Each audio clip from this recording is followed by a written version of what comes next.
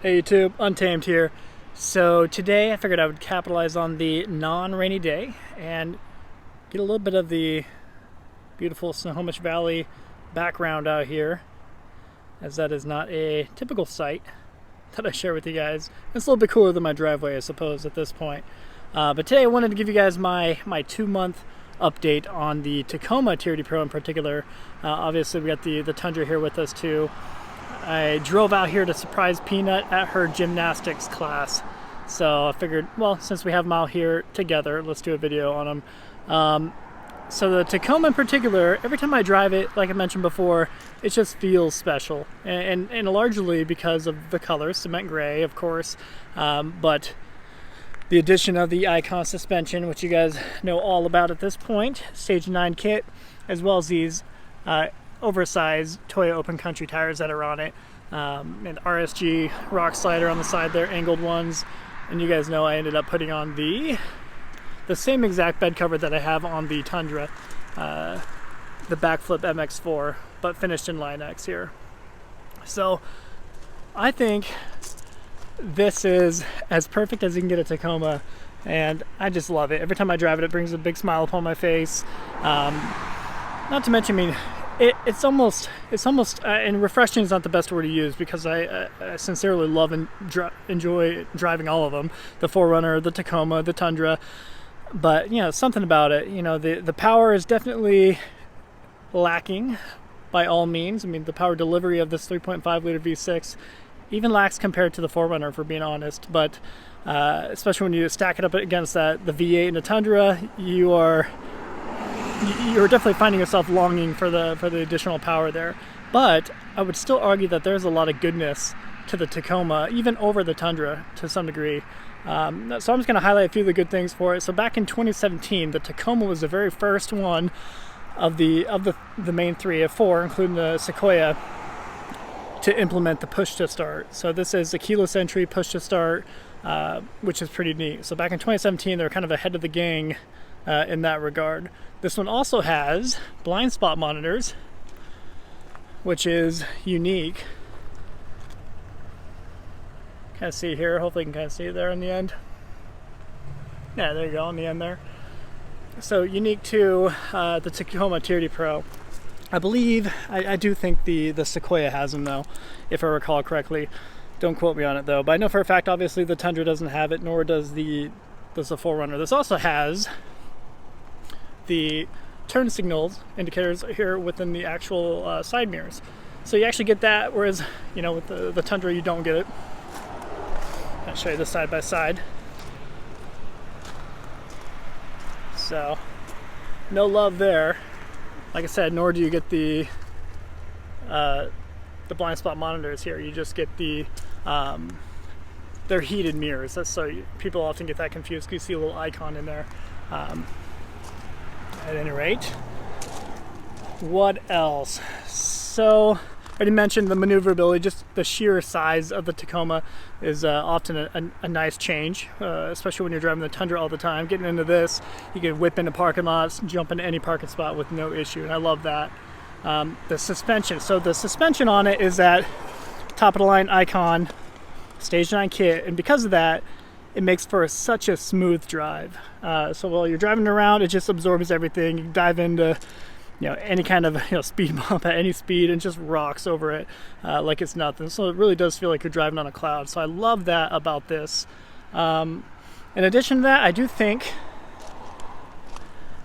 it's, I don't know. So I kind of speak out both sides of my mouth a little bit. I understand, but I do think it's the best looking truck, or best looking of them, just due to the body lines. So I talked about this yesterday with the Tundra, but you know, you get a good amount of body flare over the back side here. I think that looks great. Not to mention just with the overall cab of the vehicle, I think it's just the sharpest looking of the three. I keep saying the three, but you know, the three that I have, the 4Runner and the Tundra and the Tacoma here.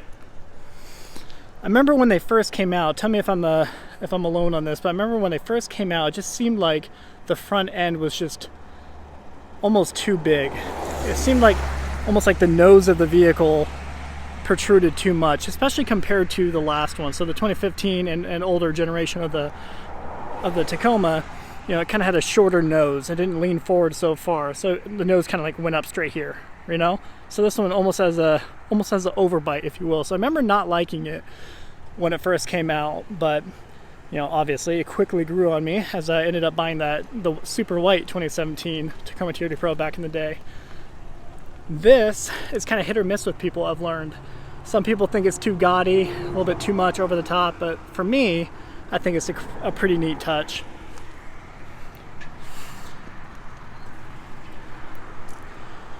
I do think the integration of the rigid industry fog lamps is a little nicely done. Done better than they did on the Sequoia and the Tundra, that's for sure. And as you guys know, the 4Runner just has, you know, the circle LEDs down here, so they don't look as cool as this. This one's integrated well with the whole entire front end. I think that looks awesome with the black. So this being the 2017, it is lacking a couple of the goodies that ended up getting implemented on the Tacoma TRD Pro. Like, it doesn't have the sunroof, it doesn't have the Toyota safety sense, the adaptive cruise control. So a lot of the quote-unquote nannies are lacking on this. And you know, similar to the 2019 Voodoo Blue 4Runner that I have, you know, I'd argue that it's kind of a good thing, and I think a lot of people do value that it doesn't have that to some degree. What else? So aside from that, I mean, we talked about the color. I love the fact that the cement gray is definitely special in that regard. This one, it came with, I was just reminded as I put my hand here, it came with, if I can show you well, yeah, that clear bra, 3M clear bra protection on the door handle. Same with the front end. See if I can show it to you. So you can see the line there. So the entire front end has that clear bra. So pretty grateful that it had that. I did not do that, but grateful it did, because, you know, obviously it prevented a few chips, I'm sure, along the last 13,000 miles. So I say 13 because I ended up putting the 4,000 miles on since buying it with 9. Here's a glimpse of the inside. Again, doesn't stray away from the whole simplistic feel of all Toyotas at this point, I would argue.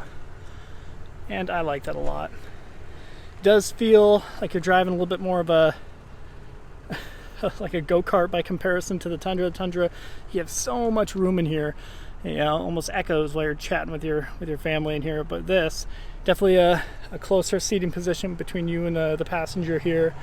I like the shift knob a lot better in this compared to the TRD shift knob in the Tundra there. Same with the 4Runner. I think this one's the best. What else? As far as all of the placement of the like the fan speed, the temp, everything down here, I think it is just like the others. And I would argue maybe even, I don't know, it's a toss-up between this and a Tundra when it comes to simplicity and ease of use. So I don't know, I think it's kind of a neck and neck between the two of them there.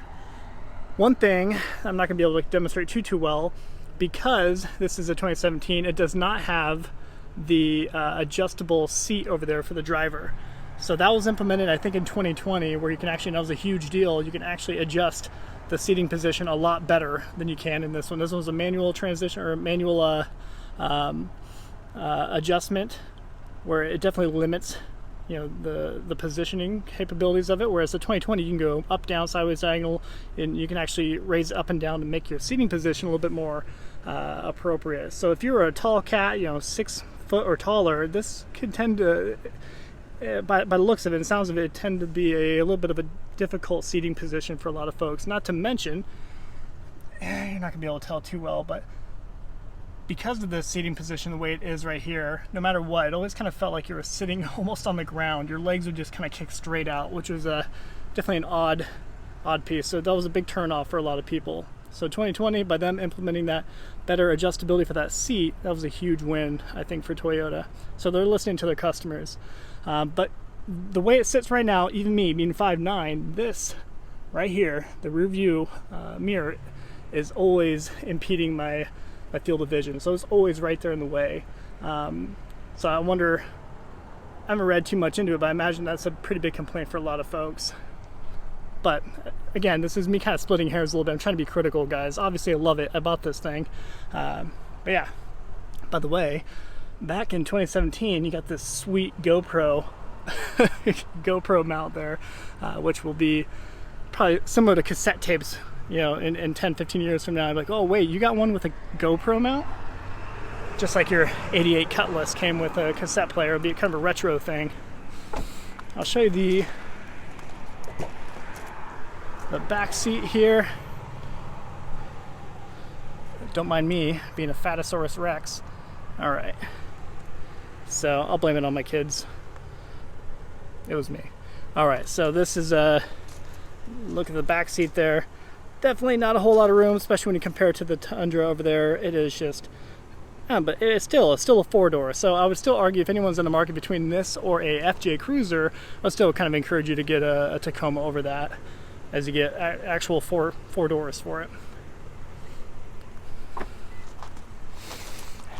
Alrighty, well, I will wrap up the video there. Just want to give you guys a kind of a side-by-side look of them, of course, at this point.